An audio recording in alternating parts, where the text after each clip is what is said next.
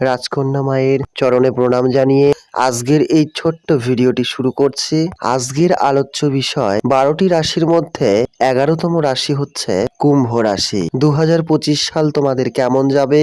প্রেম, বিবাহ, পরিবার, শত্রু এবং ভবিষ্যৎ সমস্ত প্রকারের আপডেট কিন্তু ছোট্ট এই ভিডিওটির মাধ্যমে তোমরা পেয়ে যাবে। কোনো রকম দোষদোষী থেকে থাকলে অবশ্যই মায়ের কাছে আসো, মা কিন্তু তার সমাধান করে দেবে। প্রথমেই জানিয়ে দিই, কুম্ভ রাশির জাতক জাতিকারা অত্যন্ত মেধাবী হন, সহজেই কোনো স্থানে গিয়ে মানিয়ে চলতে পারেন। আবার এই 2025 সাল কিন্তু তাদের ক্ষেত্রে কিছু মাত্রার কিন্তু দুর্ভাগ্য থাকবে।